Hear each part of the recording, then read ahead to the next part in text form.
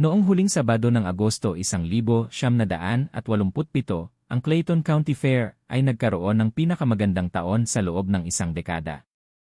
Punong-puno ang mga grandstand para sa paghila ng traktor. Mahigit 2,000 katao, mga pamilyang may mga batang pasan-pasan, mga teenager na kumakain ng mga corn dog, mga matatandang magsasaka na nakasuot ng seed cap, sinusuri ang bawat makinang dumadaan sa track. Ang paghila ng traktor ang pangunahing kaganapan.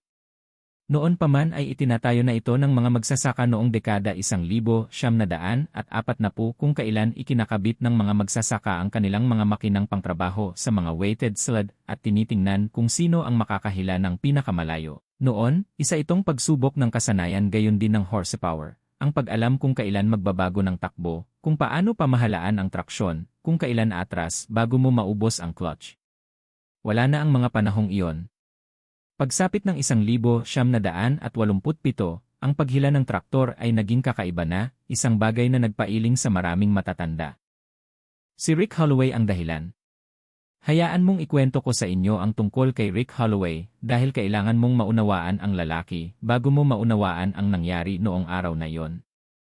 Si Rick ay 45 taong gulang at nagmamay-ari ng Holloway Farm Equipment, ang dealership ng John Deere sa Elkator sa loob ng 15 taon. Minana niya ito mula sa kanyang ama na nagtayo ng negosyo mula sa wala sa Hilagang Amerika. Ngunit kung ang kanyang ama ay isang mekaniko na alam ang bawat tornilyo sa bawat traktor, si Rick ay isang tindero na alam ang bawat trick sa financing. Magaling si Rick sa pagbebenta ng mga traktor. Napakahusay. Mayroon siyang talento sa pagpaparamdam sa mga magsasaka na kailangan nila ng kagamitan na hindi nila kayang bayaran, sa pagkumbinsi sa kanila na ang modelo noong nakaraang taon ay lipas na ang bagong teknolohiya ay magbabayad para sa sarili nito, na ang utang ay isa lamang salita para sa pamumuhunan. Siya rin ay nasa landas ng mga taong hindi kailanman nagtrabaho gamit ang kanilang mga kamay, minamaliit ang sinumang hindi yumayakap sa pinakabago at pinakamahusay. Ang mga lumang kagamitan ay hindi lamang lipas na para kay Rick. Ito ay nakakahiya, isang tanda ng pagkabigo, isang pag-amin na hindi mo kayang sabayan. Ang paghila ng traktor ay naging taunang pagpapakita ni Rick. Sa loob ng 3 taon na magkakasunod, dinala niya ang demonstration tractor ng dealership sa kompetisyon. Hindi para subukan ito, hindi para ibenta ito, para lang manalo, para lang tumayo sa harap ng buong county at patunayan na ang kanyang mga makina ang pinakamahusay, na ang sinumang gumagamit pa rin ng mga lumang kagamitan ay nabubuhay sa nakaraan. Noong 1984, nagdala siya ng isang John Deere 4,440 at isa 15 noong 1985, isang 4,640, isa 20 noong 1986, isang 4,840, isang haba ng riles. Walang makakatalo sa kanya. Dinala ng mga lokal na magsasaka ang kanilang mga gumaganang traktor, mga makinang nabayaran na nila sa loob ng maraming taon, mga makinang pinapanatili nila mismo, mga makinang 10 o 15 o 20 taong gulang. Dinala ni Rick ang anumang pinakabago sa kanyang lot, bagong galing sa pabrika. Sa bawat opsyon na napipili, hindi na talaga ito isang kompetisyon. Ito ay isang demonstrasyon kung sino ang may pera at kung sino ang wala. Ngunit ang 1987 ay magiging iba. May espesyal na plano si Rick.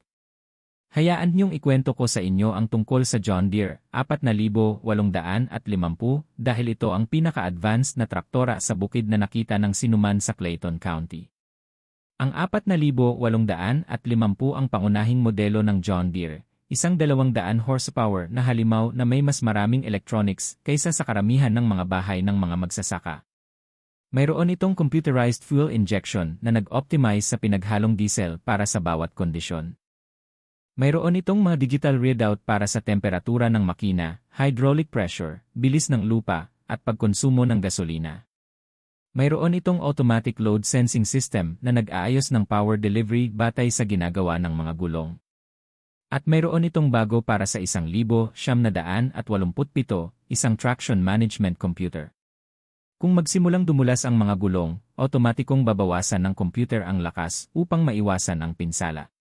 Kung masyadong uminit ang makina, babawasan nito ang performance. Kung may sensor na makakakita ng problema, ang buong sistema ay papasok sa protection mode. Tinawag ito ng mga inhinyero sa Waterloo na progreso. Tinawag ito ng tindero na walang kahirap-hirap. Tinawag ito ni Rick Holloway na kanyang tiket para sa permanenteng panginibabaw. Umorder siya ng 4,850 noong Marso, partikular para sa perya sa Agosto. $82,000, mas mataas kaysa sa halaga ng karamihan sa mga sakahan sa county. Hindi niya ito planong ibenta pagkatapos. Plano niyang gamitin ito para sa mga demonstrasyon, para sa mga palabas, para paulit-ulit na patunayan na ang kagamitan ng Holloway Farm ay may pinakamahusay na makinang mabibili ng pera. Noong umaga ng perya, iginulong ni Rick ang 4,850 mula sa trailer nito at dahan-dahang pinatakbo ito sa kalagitnaan, lampas sa mga funnel cake stand at mga kamalig ng mga hayop at mga exhibit ng mga kagamitang pang-craft. Gusto niyang makita ito ng lahat.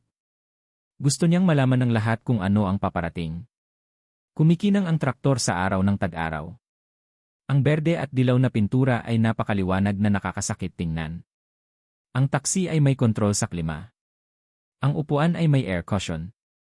Ang manibela ay may balot na katad. Mukhang lumabas ito sa isang showroom dahil bandang 3:00 ng hapon ay puno na ang mga grandstand at nagsimula na ang paghila ng traktor. Nauna ang mas maliliit na klase. Ang mga garden tractor, utility machine, at mga antigo ay naglalaban-laban. Nanood si Rick mula sa gilid, nakakrus ang mga braso, naghihintay ng kanyang sandali. Ang pangunahing kaganapan ay nagsimula ng 5:00.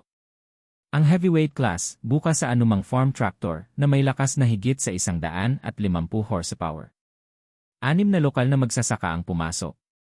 Ang kanilang mga makina ang mga pangunahing tauhan ng kanilang operasyon. John Deere 4,430 at 4,440 International Harvesters, Massey Ferguson, lahat sila ay mahusay gamitin, lahat sila ay nagpapakita ng kanilang mga taon. Magagandang makina, tapat na makina. Pinanood sila ni Rick na humila isa-isa. Ang pinakamahuhusay sa kanila, si Dale Henderson, kasama ang kanyang isa siyam 4440 ay nakarating sa 287 talampakan bago siya pinigilan ng sled. Isang kagalang-galang na paghila. Naghiyawan ang mga tao. Pagkatapos ay sumakay si Rick sa 4,850. Natahimik ang mga tao. Alam nila kung ano ang darating. Nakita na nila ito dati. Pinatakbo ni Rick ang 4,850 papunta sa starting line. Nararamdaman ang lakas na umuugong sa upuan, ang diesel engine ay umuugong ng may kontroladong galit, ikinawit ng operator ng sled ang kadena, at ibinaba ang bandila. Sumugod ang 4,850 ng 300 talampakan at 320. Ang sled ay lalong bumibigat sa bawat paa. Ganoon gumagana ang makina, inililipat ang bigat habang hinihila ng traktor, na nagpapahirap sa karga. Ngunit patuloy na umandar ang 4,850. 360, 380, 400 talampakan. Tumigil sa paggalaw ang sled. Umikot ang mga gulong ng 4,850, nagtatapon ng lupa, ngunit sa wakas ay lumampas na ang bigat sa kakayahan ng traktor na hilahin ito. Nakaabot na si Rick ng 406 talampakan, ang pinakamahabang hilahin sa kasaysayan ng Clayton County Fair. Magalang na pumalakpak ang mga tao. Bumaba si Rick mula sa taksi at naglakad papunta sa plataporma ng mga tagapagbalita. Mga binibini at Ginoo, sa palagay ko ay mayroon na tayong bagong kampiyon. Umalinggaw ang boses ng tagapagbalita sa buong perya. 406 talampakan para kay Rick Holloway at sa bagong John Deere 4,850. Mayroon bang sinuman na nag-iisip na kaya nilang talunin iyon? Kinuha ni Rick ang mikropono. Ginagawa niya ito taon-taon. Ang talumpati ng tagumpay, ang hamon, ang pagpapakitang gilas. 406 talampakan, sabi ni Rick habang nakangiti sa mga tao. Iyan ang teknolohiya, mga tao. Iyan ang nangyayari kapag namuhunan ka sa pinakamahusay na kagamitan. Ngayon, alam kong ang ilan sa inyo ay nagpapatakbo ng mga antigo, nagpapatakbo ng mga makinang binili ng inyong mga lolo, at ayos lang iyon para sa isang museo, ngunit ito ay isang kompetisyon. Ito na ang modernong panahon. Mayroon ba talagang nag-iisip na kaya nilang tapatan ang nagawa ng makinang ito? Tumigil siya, hinayaan ang tanong na nakabitin. Nagbulungan ang mga tao. Walang gumalaw. Iyon ang naisip ko, sabi ni Rick. Magkikita tayo sa susunod na taon. Siguro sa mga panahong iyon, ang ilan sa inyo ay nakapag-upgrade na sa totoong traktor. Hindi komportable ang mga tao. Umiling ang mga dating magsasaka. Tumingin sa lugar ang mga magsasakang nakipagkumpetensya at pagkatapos ay isang pickup truck ang huminto sa perya. Ngayon, hayaan niyong ikwento ko sa inyo ang tungkol kay Howard Pickens dahil siya ang dahilan kung bakit patuloy pa rin itong ikinukwento. Si Howard Pickens ay 63 taong gulang at nakapagsaka ng 280 ektarya sa hilagang silangang sulok ng Clayton County sa loob ng 40 taon. Kinuha niya ang sakahan mula sa kanyang ama noong 1947 sa edad na 23 at nagtatrabaho na siya sa parehong lugar mula noon. Si Howard ay hindi isang taong masyadong madaldal.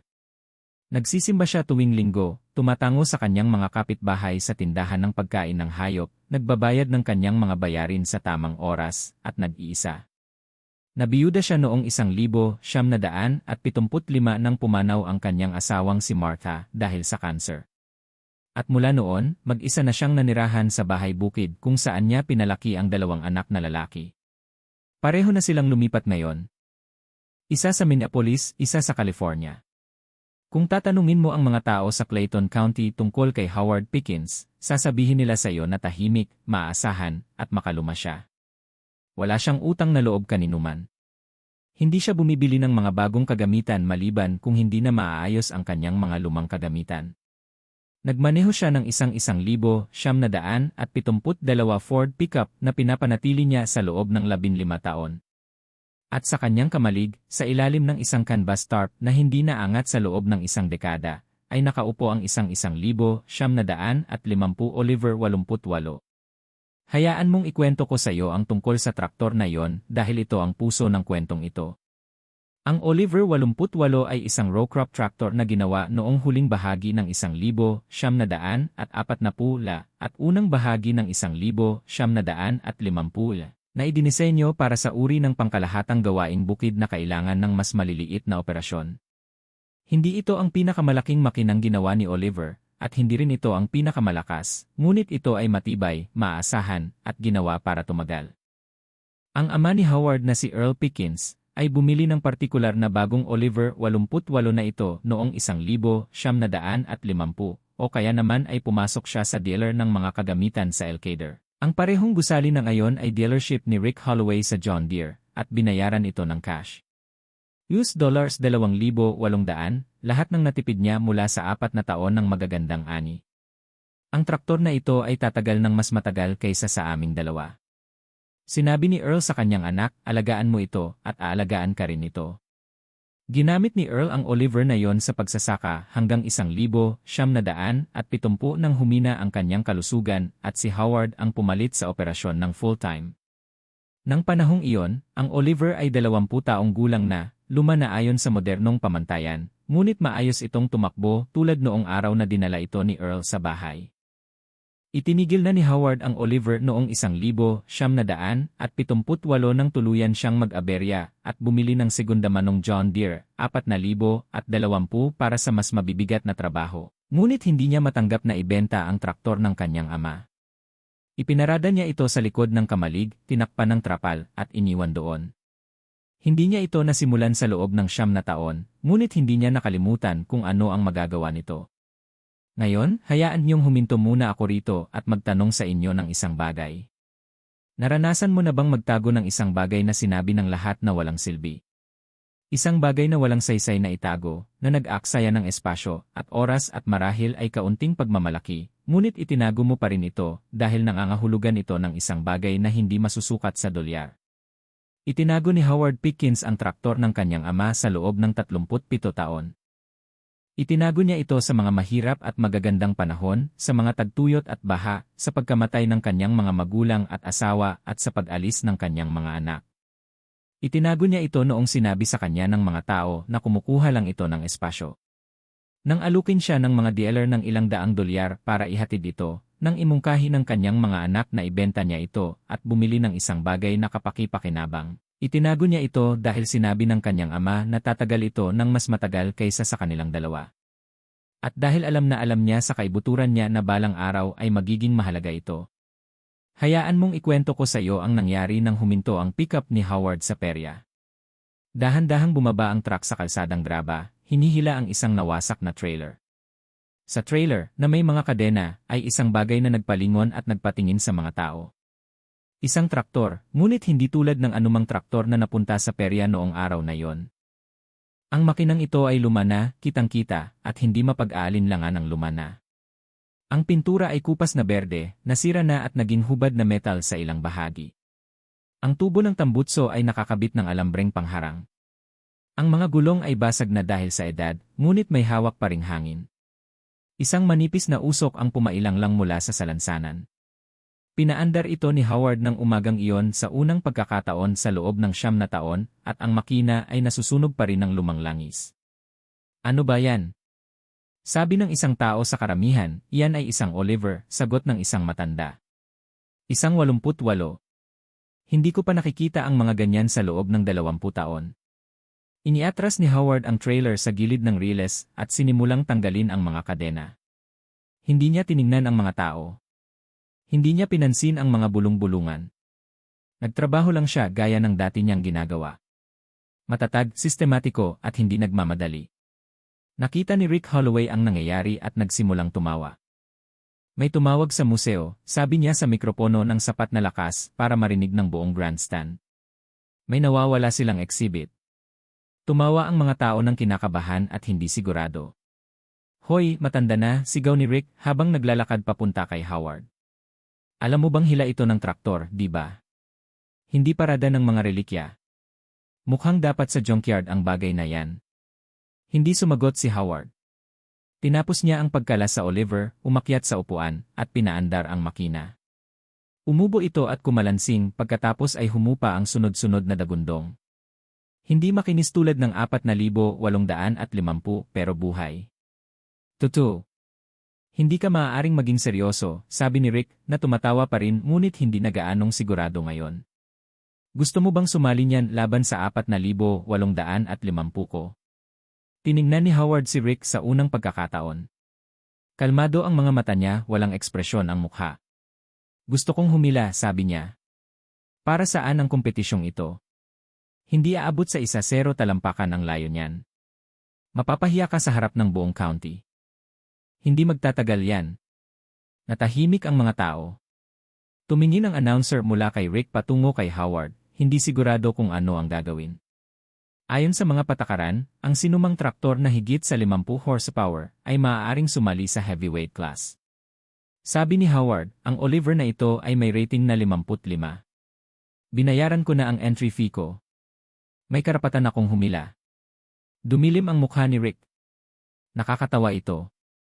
Tapos na ang kompetisyon. Nanalo na ako. Hindi pa tapos ang kompetisyon hanggat hindi pa nahuhuli ng lahat ng gustong humila. Tumikim ang announcer. Teknikal na tama siya, Liver Holloway. Pinapayagan ng mga patakaran ang anumang traktor na nakakatugon sa kinakailangan sa horsepower at nabayaran na ang entry fee. Tinignan ni Rick ang mga tao, ang mga matatandang tumatango, ang mga nakababatang magsasaka na nanonood ng may biglang interes. Nararamdaman niya ang pagbabago ng momentum, ramdam ang mga taong nagsisimulang sumuporta sa underdog, gaya ng lagi ginagawa ng mga tao kapag malinaw ang pusta. Gumawa siya ng desisyon. Sige, sabi ni Rick, sapat ang lakas para marinig ng lahat. Hayaan mong mapahiya ang matanda. Pagkatapos niyang huminto sa starting line, baka may maghatid sa kanya pauwi. Naglakad siya pabalik sa platform ng announcer, nakakrus ang mga braso, nakangiti na parang isang lalaking alam na nanalo na siya. Pinatakbo ni Howard Pickens ang Oliver 88 papunta sa starting line. Hayaan mong ikwento ko sa iyo ang tungkol sa unang paghila dahil doon nagsimulang magbago ang lahat. Tiningnan ng field operator ang Oliver nang may pag-aalinlangan, pagkatapos ay nagkibit balikat at ikinabit ang kadena. Yumuko ang mga tao, 2,000 katao ang nanonood ng isang 37 taong gulang na traktor na sinusubukang makipagkumpetensya sa pinakamodernong makinarya sa bukid na mabibili ng pera. Ibinaba ang bandila. Itinulak ni Howard ang throttle pasulong. Pasulong. Umugong ang makina ng Oliver. Isang tunog na naiba sa 4,850 Ns diesel pour. Mas malakas na ugong, mas parang isang buhay na bagay kaysa sa isang makina. Itim na usok ang lumabas mula sa tambutso. Bumaon ang mga gulong sa likuran sa lupa. Gumalaw ang sled ng 10 talampakan, 20 talampakan, 30 talampakan. Nagsimulang magbulungan ang mga tao. Hinihila niya talaga ito. May nagsabing 50 talampakan, 70 talampakan. Nanginginig na ngayon ang Oliver, nanginginig ang buong frame sa hirap, ngunit patuloy pa rin ito sa pagtakbo. 100 talampakan. 150 talampakan. Bumibigat na ang sled, lumilipat ang bigat pasulong. Ngunit hindi umatras si Howard. Pinanatili niyang matatag ang throttle, pinanatili ang pag-ikot ng mga gulong, pinanatili ang lumang makina na gumagana. 200 talampakan, 250. Naghihiyawan na ngayon ang mga tao. Hindi magalang kundi may tunay na kasabikan. Yung tipong hiyawan na nangyayari kapag may nakita ang mga tao na hindi nila inaasahan. 300 talampakan, 320, 340, 340. Nagsimulang umikot ang mga gulong ng Oliver. Sumigaw ang makina. Bumuhos ang itim na usok mula sa tambutso. 360 talampakan. Huminto ang traktor. Naunahan ito ng sled, ngunit ang 360 talampakan ay 46 talampakan lamang ang layo sa likod ng nakuhang kampyonato ni Rick Holloway. Naghiyawan ang mga tao. Pinatay ni Howard ang makina at bumaba sa traktor. Kalmado pa rin ang kanyang mukha, ngunit may kung ano sa kanyang mga mata, isang tahimik na kasiyahan. Nawala ang ngiti ni Rick Holloway. Ngayon, hayaan niyong ikwento ko sa inyo ang sumunod na nangyari dahil dito nagiging alamat ang kwento. Ang mga patakaran ng paghila ng traktor sa Clayton County Fair ay nagpapahintulot ng 2 pagtatangka. Ang bawat kalahok ay may 2 pagkakataon sa sled, at ang pinakamahusay na paghila ay binibilang-bilang kanilang huling score. Nahila ni Howard ang 360 sa kanyang unang pagtatangka. Para malampasan ang 406 ni Rick, kakailanganin niyang maghanap ng 47 talampakan pa sa isang lugar. Ngunit habang sinusuri ni Howard ang track, may napansin siya. Ang unang 200 talampakan ay matigas at magaspang na lupa, matatag at mahusay na traksyon. Ngunit pagkatapos noon, ang track ay naging mas malambot at maputik. Nasunog ang ibabaw ng araw sa hapon, ngunit ang ilalim ng lupa ay basa pa rin mula sa hamog sa umaga. Ang mga electronic tractor, ang 4,850 at ang mga kakumpetensya nito, ay pawang nahihirapan sa parehong punto sa layong 300 talampakan. Nagsimulang umikot ang kanilang mga gulong at nagsimulang makialam ang kanilang mga computer. Naisip ni Howard ang kanyang ama tungkol sa sasabihin sana ni Earl Pickens. Ang mga computer ay para sa mga bangkero. Dati sinasabi ni Earl, ang mga traktor ay para sa mga magsasaka. Ang pagkakaiba ay gusto ng mga bangkero na protektahan ang kanilang puhunan. Gusto ng mga magsasaka na matapos ang trabaho. Naglakad pabalik si Howard sa Oliver. Sinuri niya ang pressure ng gulong, nagbawas ng ilang libra para mapataas ang contact patch. Sinuri niya ang drawbar, tiniyak na tama ang anggulo ng kadena. Ginawa niya ang mga bagay na itinuro sa kanya ng kanyang ama, ang maliliit na pagsasaayos na hindi lumalabas sa mga manual ng may-ari o mga brochure ng dealer. Pagkatapos ay tiningnan niya si Rick Holloway. Ikaw ang mauna, sabi ni Howard. Ang kampiyon ang huling humihila. Tradisyon iyon. Nanindig ang panga ni Rick. Ayaw na niyang humila ulit. Nanalo na siya, hindi ba? Ngunit nanonood ang mga tao, at ang announcer ay nakatingin sa kanya ng may pag-asa, at walang paraan para umatras ng hindi mukhang natatakot. Sige, sabi ni Rick. Ipapakita ko sa iyo kung ano ang kayang gawin ng isang tunay na traktor. Sumakay siya sa 4,850, pinaandar ang makina, at nagmaneho papunta sa starting line. Hayaan niyong ikwento ko sa inyo ang tungkol sa pangalawang post ni Rick Holloway dahil doon nagdesisyon ang $80,000 na computer para sa kanya. Ibinaba ang bandila. Sumugod ang 4,850 pasulong tulad ng dati, 100 talampakan. 200 talampakan. Pinanood ng mga tao habang ang traktor ni Rick ay dumadaan sa track, nagtatapon ng lupa sa likuran nito. 300 talampakan. Mabigat na ngayon ang sled, talagang mabigat. Nagsimulang dumulas ang mga gulong ng 4,850. At dito nabigo ang teknolohiya. Mas malala ang putik sa pangalawang paghila, napunit ng lahat ng mga traktor na nauna, na may halong hamog at langis at ang paggulo ng goma. Natukoy ng mga traction sensor ng 4,850 ang pagkadulas at ginawa mismo ang dapat gawin ng mga ito. Binawasan nila ang lakas upang maiwasan ang pinsala sa gulong. Naramdaman ni Rick na umatras ang makina. Mas itinulak niya ng mas malakas ang throttle, ngunit nalampasan siya ng computer.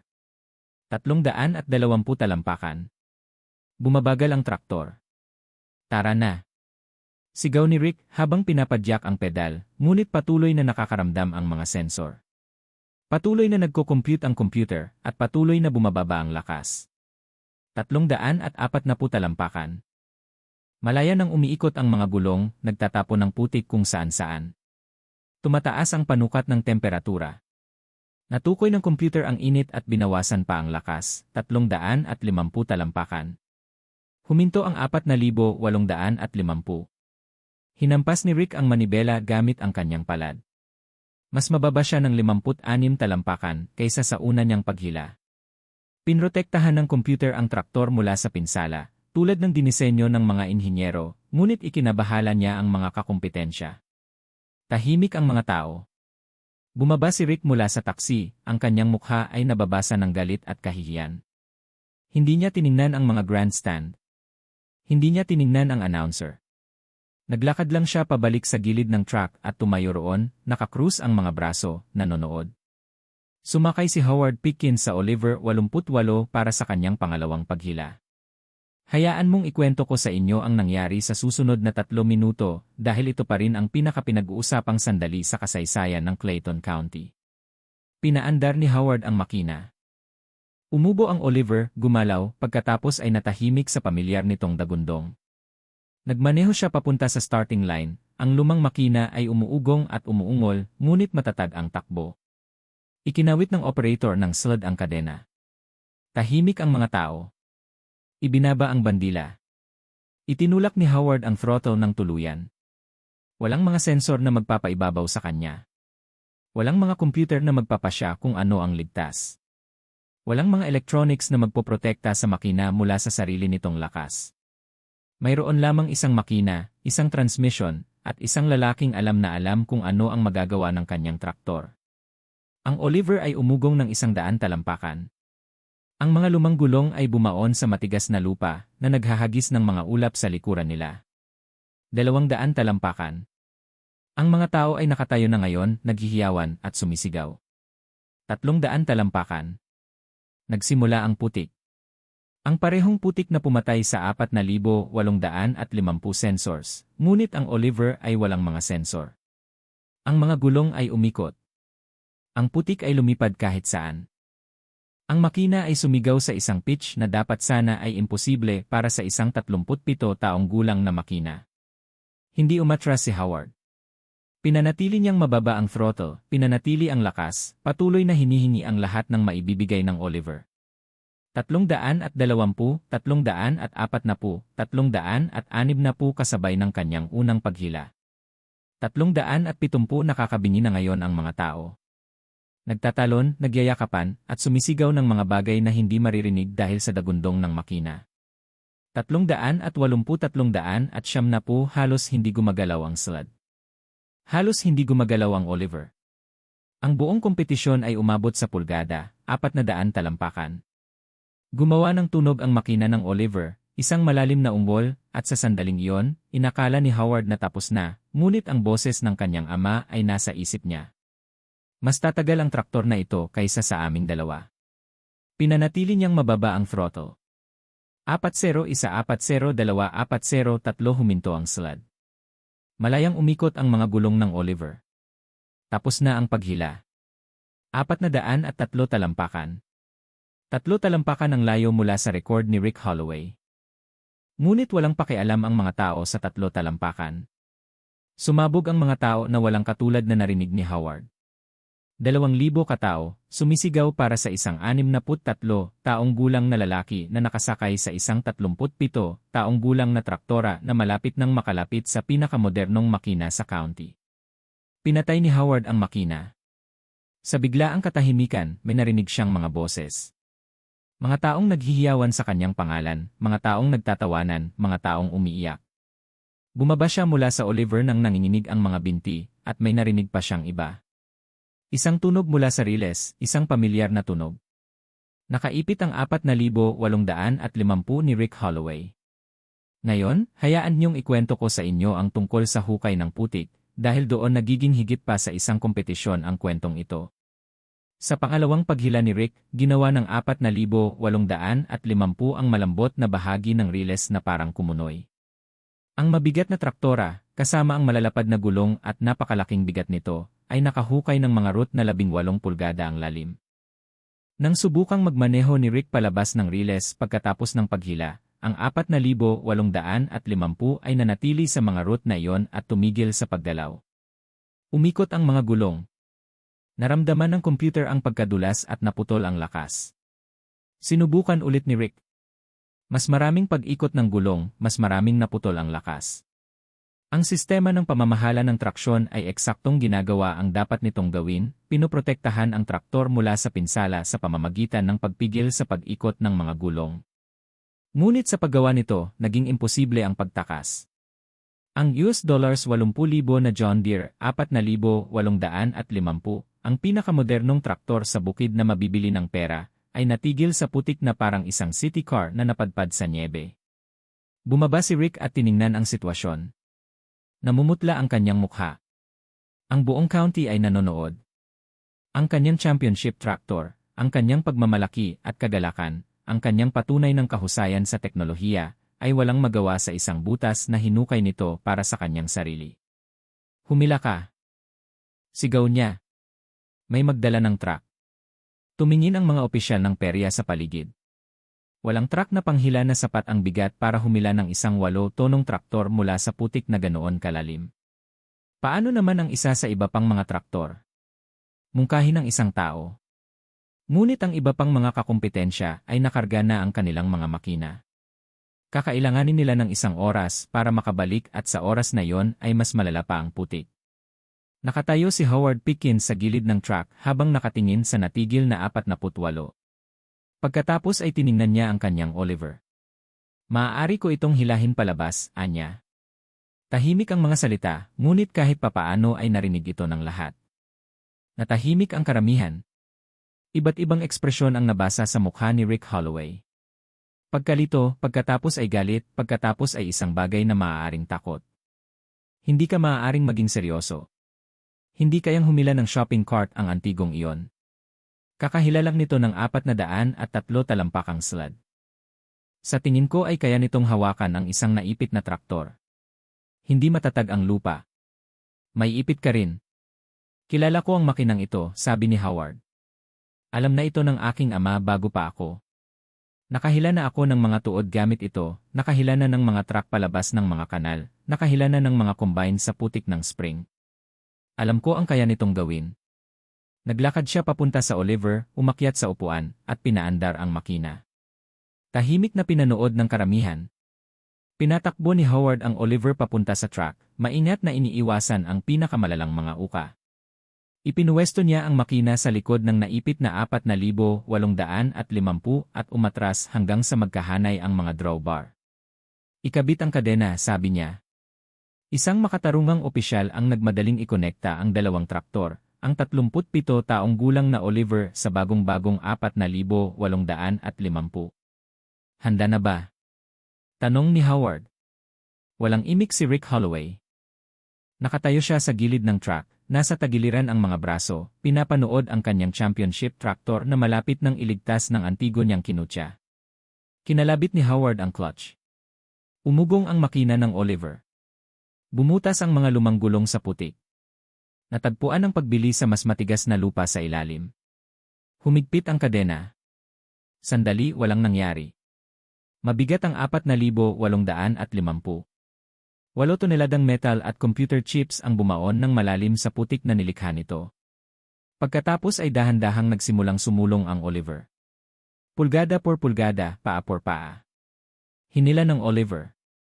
Lumaban ng 4,850. Sinipsip, kinukuha at nilalabanan ng putik. Ngunit walang sensor ang Oliver na nagsasabi rito na huminto. Walang computer na nagsasabi rito na masyadong mabigat ang karga. Walang traction management system na nagpuputol ng lakas para protektahan ang puhunan. Humilig lang ito. Gumalaw ang 4,850. Pagkatapos ay gumalaw ito. Pagkatapos ay gumulong ito palabas ng road patungo sa mas matigas na lupa. Malaya ang mga tao na sumabog. Naghiyawan, umiiyak at niyayakap ang mga estranghero. Mga matatandang magsasaka na naalala noong ang bawat traktor ay mekanikal, noong ang bawat paghila ay tungkol sa kasanayan at lakas ng loob at pag-alam sa iyong makina. Sila ay umiiyak ng hayagan. Tinanggal ni Howard Pickens ang kadena, pinaalis ang Oliver sa riles, at pinatay ang makina. Hindi siya umimik. Hindi niya kailangan. Hayaan mong ikwento ko sa iyo ang nangyari pagkatapos dahil ang kwento ay hindi nagtatapos sa putikan. Ang opisyal na mga resulta ay nakalista kay Rick Holloway bilang nagwagi sa 1,987 Clayton County Fair tractor pull. 406 ang nalampasan ang 403 ayon sa mga patakaran. Ngunit walang sinuman sa Clayton County ang nakaalala nito sa ganoong paraan. Ang naalala nila ay isang 63 taong gulang na lalaki na nakasakay sa isang 37 taong gulang na traktor na humihila sa loob ng 3 talampakan mula sa pinakamahal na makinang nakita ni Numan. At pagkatapos ay hinila ang makinang iyon mula sa putikan nang hindi ito mailigtas ng lahat ng mga kompyuter nito. Ang lupo ng perya ay nagsagawa ng isang emergency meeting ng gabing iyon at lumikha ng isang bagong kategorya, ang Heritage Class, para sa mga traktor na higit sa 30 taong gulang. Si Howard Pickens ay pinangalan ng inaugural champion. At ang tropeo na ibinigay nila sa kanya, isang plaque na tanso na nakakabit sa isang piraso ng oak, ay nasa pamilya Pickens na mula noon. Umalis si Rick Holloway sa Clayton County ng sumunod na tagsibol. Ibinenta niya ang dealership sa isang kakumpetensya mula sa Waterloo na sinasabing nalugi ng malaki. Sinasabi ng mga tao na hindi na niya matiis ang mga biro. Hindi na niya matiis na pumasok sa tindahan ng pagkain ng hayop at marinig na may bumanggit sa oras na hinila siya ng Oliver. Ang John Deere 4,850 ay naibenta sa subasta.